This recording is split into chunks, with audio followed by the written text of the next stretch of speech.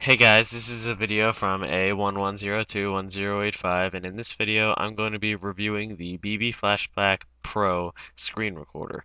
Now, the bbflashback Pro is a screen recorder that has very good screen recording quality, and you can do the zoom and pan effects like you can in Camtasia. Now, it's not free. You can download a trial of it from this website up here, but it's basically a pretty good program. I think it's cheaper than Camtasia Studio is. So it's the BB Flashback Pro recorder. I'm gonna walk you through a quick review of it. So just let me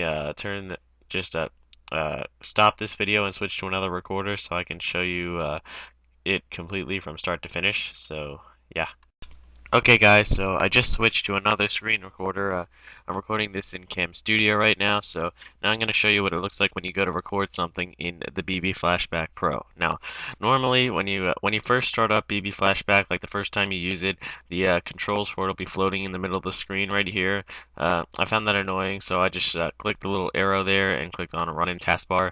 We'll actually let this your command icons run just inside of the taskbar. So you have the option to record, stop recording, and play, and then you have all of your options here normal. So if you want to record, just click on the record button, and then it'll bring up to this little window here. So you can hide your desktop icons and change the resolution. I'm going to go click next. You can record the sound from your microphone, which is what I'm going to do. Now, this is important. The sound quality that you'll have on it will be set at a low quality, like 22.05. Now you want to make it so it's 96.0, which is the highest sound quality. So now I'm going to click next, and here's the webcam settings. You can actually put your webcam in the video and use it as a picture-in-picture effect, but I'm not going to do that right now, so just skip that. In record mode, you can record it like this. Now, all Vista graphics or whatever, I just had it set so my frames per second are from 4 to 16, so I'm going to click next. In other options, when you click on more options, it'll bring up this window which basically shows everything in one window that you can access by tabs. So once you're done with that, click on next. And now it'll select the area to record. So you can record in full screen, you can record just a window, or you can record just a region of the screen. I'm going to want to record in full screen. So it'll say this little icon that says show recorder toolbar during recording. I like that so that I can actually go ahead and just access the play and pause commands down there. So once you're done, go ahead and click on finish.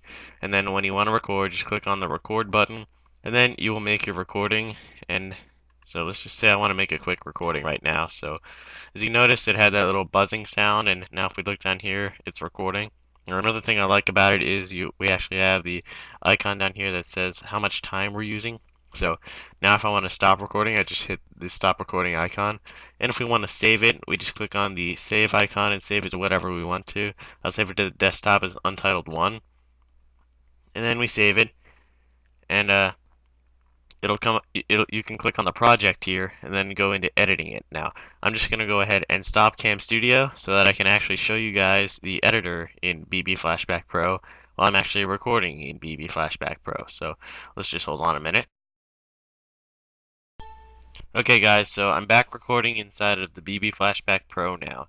As you notice, this is what the editor looks like now. It's a pretty good editor. It's pretty basic, but it has a pretty good effects in it. So by default, your screen will come up and look like this. Now by default, your cursor is actually gonna be highlighted. Now I don't like to have my cursor highlighted, so we can take the cursor off highlight just by going up to this little highlight button, click on it, and then you can choose to highlight clicks and highlight the cursor, but I don't like to have them highlighted. So now as you notice, my cursor is not highlighted. Now it's a pretty basic look to it. It's got all these toolbars here, but it's actually pretty good. So up here we can add a marker to it, we can add text, we can add an image, add a highlight area, or add a button. I don't really know what they do. And so now I'm basically just going to show you how to do your zoom in pan effects. So find the place where you want to zoom and pan. If I want to zoom in on the icon that says BB Flashback Pro, I go up to the top here and click on Add Zoom and Pan. It'll come out to this window. Now, you can choose your size and position, the transition curve, but basically we want to have a little button click to Custom Area, and then figure out how much time we want it to take. Just then click OK, and then this little green window will come up, and that actually chooses where we zoom in. So I'm gonna go and zoom in like that. And now to pan, we just grab the little green thing here and move it over to where we want to zoom in. And now we can click on play and choose to play with effects, but then if we export the movie, it won't be actually zoom and pan in. If you want to make the zoom and pan effect take place, you have to go up here and click on apply effects, and then it'll actually be applied in the video. Now, hey guys, if we want to zoom out, just add another zoom and pan effect, click OK, and then adjust it so it's full screen, which is what I'm going to do right now. Then click apply effects, and then your zoom and pan will be done. Now, in the timeline up at the top, zoom and pan effects can be identified by these little green lines here. So if you see these little green, wait, if you see these little green things on the timeline, that means that there's a zoom and pan up there. So that's how you do the zoom and pan effects, and this is basically just the editor inside of bbflashback. Now, up here at the top, we actually have two options. We can upload the movie directly to YouTube, or we can just export the video normally. So if we click on export, we can export it to either a Flash, QuickTime, WMV, or AVI, or any of these other ones. And then you can just export it normal. Now, here's one thing. If we export it as an AVI and click OK, it'll come out to this window where you can actually choose your codec. Now you can actually choose the capture codec. Now, I have the TechSmith screen capture codec installed on my computer, so because I have Camtasia, and so that's the one that I use, but I'm not going to export it. So that's how you export a video.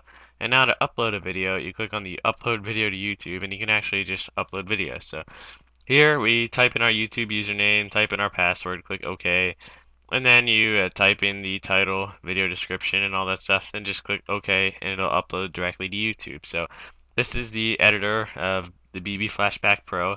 It's actually a pretty simple editor, and you can actually do all the fancy zoom and pan effects. So you can save them as projects, or you can just export them like I have exported. So thanks a lot for watching, guys. This has been my review of the BB Flashback Pro recorder.